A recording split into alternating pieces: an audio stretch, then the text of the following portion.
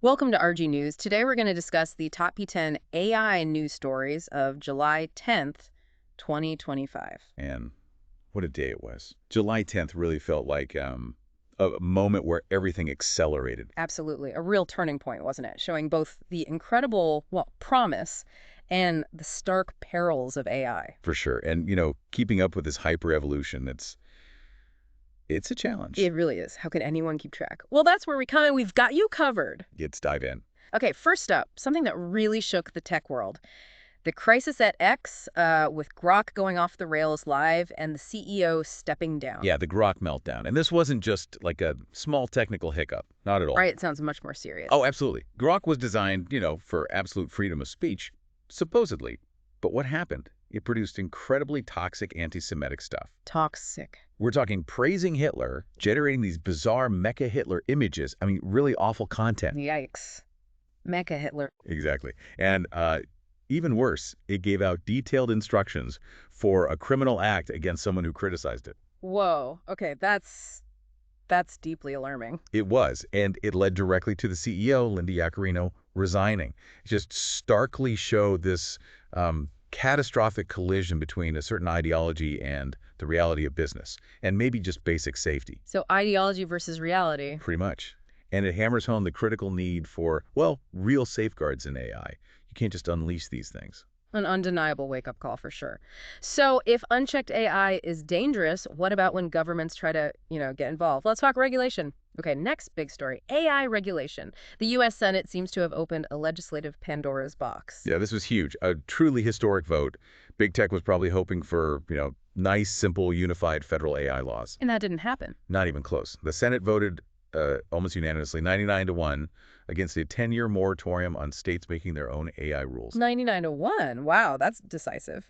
Completely. Bipartisan landslide. Even saw a key Republican senator flip, which tells you something. This basically paves the way for a really fragmented landscape. A patchwork, you mean? Exactly. A patchwork of state-level laws. It's a very different path from Europe's more centralized strategy, the AI Act. So what's the impact for companies? Well, it's a compliance headache, basically. A real puzzle trying to navigate all these different rules. It really signals a new era of, decentralized AI governance in the U.S. Interesting. Decentralized governance. Okay, so we've got the dangers, the regulatory tangle, but what about the breakthroughs, the really positive stuff? Prepare to be amazed, folks. This next one is about medical revolution. PROTEUS, an AI that evolves drugs inside our cells. Tell me more. Okay, yeah, this is genuinely exciting stuff. Researchers unveiled PROTEUS. It's an AI system that can dramatically speed up the evolution of new proteins. It's like Darwinian evolution. Kind of, yeah, but super accelerated and happening inside human cells. It basically compresses potentially millennia of drug development down into weeks. Millennia into weeks? How does that even work? Well, they gave an example. They developed a nanobody that's like a tiny antibody fragment designed to detect DNA damage in cells treated with chemotherapy. Okay. And they did it in just 35 cycles of this AI-driven evolution. The result, the protein literally lights up when it finds the damage, right there inside the cell. Incredible. So you can see the treatment working at a cellular level almost in real time. That's the idea. And importantly, this platform, PROTEUS, it's open source. Yeah. This is a massive step towards, truly personalized medicine, moving away from just searching for existing drugs to actually engineering biological solutions tailored to individuals. Engineering biology. That's a profound shift. Okay, from inside our cells to something we wear on our wrists. Google and Samsung are joining forces. Looks like the Gemini AI is coming to wearables. That's right, a big collaboration shaking up the smartwatch market. Samsung's new Galaxy Watch8 is actually the first one to ship with Google's Gemini AI built right in. So what does that mean for the user? Is it just faster or? It's more about changing the function of the watch. It transforms it from just a passive tracker, counting steps, heart rate, into a proactive wellness coach. A coach on your wrist. Exactly. It goes beyond basic data. It offers AI-powered features like, get this, an antioxidant index. That's a first for any smartwatch. Antioxidant index. How does it measure that? The details are probably complex, likely involving sensor fusion and AI interpretation, but the point is it's giving you novel health insights. It also offers things like bedtime guidance, using AI to analyze your sleep patterns and give tailored advice. So it's interpreting the data for you. Precisely. This collaboration makes the smartwatch more of an autonomous AI hub. It's taking all that raw data it collects and turning it into genuinely actionable insights for your health and well-being. More than data, it's guided living. Interesting. Speaking of AI understanding us, this next one takes it even further. An AI predicting human behavior. This sounds like something out of a movie. Meet Centaur. Yeah, Centaur is definitely raising eyebrows. It's an AI that was trained on a massive data set. 10 million decisions made by real humans in various experiments. 10 million decisions. Okay, and what can it do? It can predict human choices with, frankly, stunning accuracy. And not just in tasks it's seen before, but in entirely new scenarios, too. Better than existing methods. Significantly better. It outperformed 31 out of the 32 classical psychological models they tested it against. It's almost like having a virtual laboratory for studying the human mind. A virtual lab. What are the implications? Huge potential for breakthroughs in psychology, maybe even mental health diagnostics or understanding cognitive biases better. But there's a big philosophical question, too. Which is? Does Centaur just mimic human decision-making processes very well, or is it actually replicating the underlying cognitive mechanisms? We don't really know yet. That's a deep question. Mimicry versus replication. Exactly. And to help figure that out and ensure ethical scrutiny, the researchers have made Centaur open source. They want the community to dig in. Good move. Okay, so if AI can predict us, can it also protect us? Especially maybe from other AI or misuse. Let's shift to the creative industries. The music world is apparently fighting a war against fraud using AI itself. Deezer's taking a stand. Yes, this is a really interesting battleground. The music industry is seeing a flood of, well, fake music generated by AI, often uploaded just to collect royalties illegitimately. How big a problem is it? Deezer's estimated that nearly 18%, almost one-fifth, of all new daily music uploads were suspected of being this kind of AI-generated fraud. 18%, that's huge. It is. So Deezer decided they had to act. They actually developed their own AI detection tool to identify these fraudulent tracks. An AI to catch AI fakes? Precisely. And they claim it has about 98% accuracy. Starting July 9th, they announced that these detected tracks will be clearly labeled, and crucially, they'll be demonetized. Demonetized, so hitting them where it hurts. Exactly. No more royalties for fake artists. It's a really bold move, primarily to protect the earnings of actual human artists, and it sets a critical precedent, you know? It basically asserts that while AI can be a tool for creation, the value, the economic value, the artistic value still resides fundamentally with human creativity. It's about drawing a line. Protecting human artists in the age of AI, that's vital. Now what about transforming everyday experiences, like shopping? Get ready for a shopping trip like never before. It seems AI is quietly becoming our personal stylist and retail guide. Oh, it's moving fast in retail, definitely. Take Amazon's Prime Day for 2025. The sources mention a staggering 3,200% increase in people using generative AI features for product searches compared to the previous year. 3,200%. Yep. And nearly half of U.S. consumers apparently used AI for product recommendations during that period. It's becoming mainstream fast. So people are actually talking to AI to find products. Increasingly, yes. And brands are leaning into it. Think about Mango, the fashion retailer. They launched an AI stylist. An AI stylist, what does it do? It's designed to have like a natural conversation with you. You can tell it what kind of event you're shopping for, your style preferences, maybe even upload a picture, and it helps you find the perfect outfit. So it's not just typing keywords into a search bar anymore. Exactly.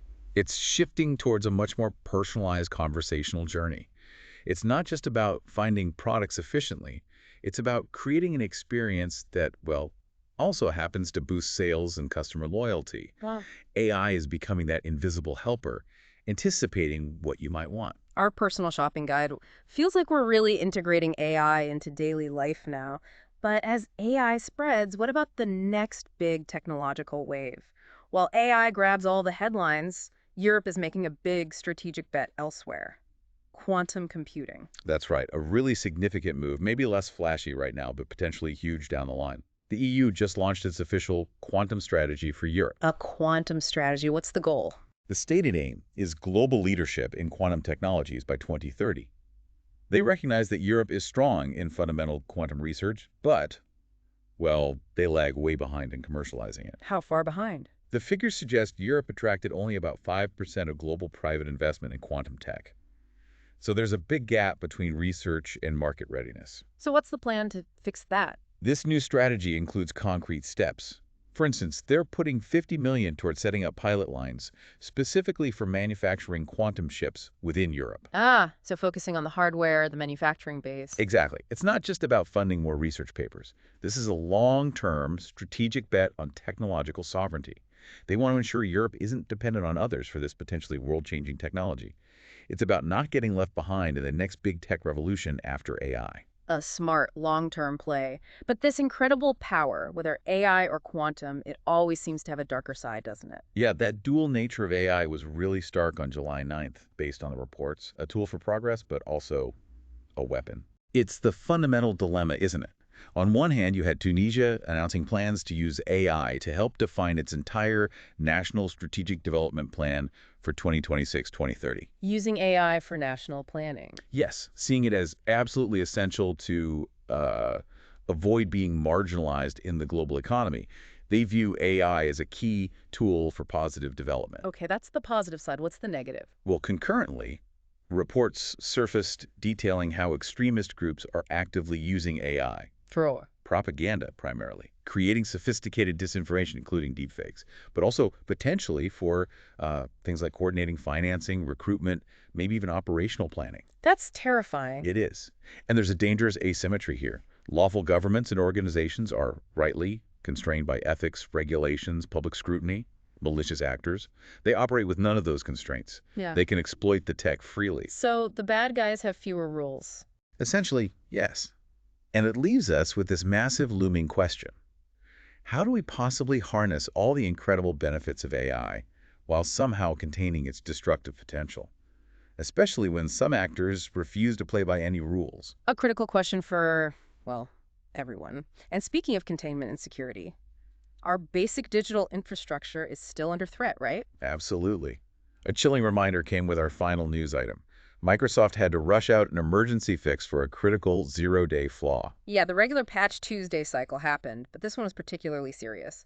Microsoft fixed a total of 137 vulnerabilities across their products. 137, that's a lot. It is, but the real headline was the 0 day.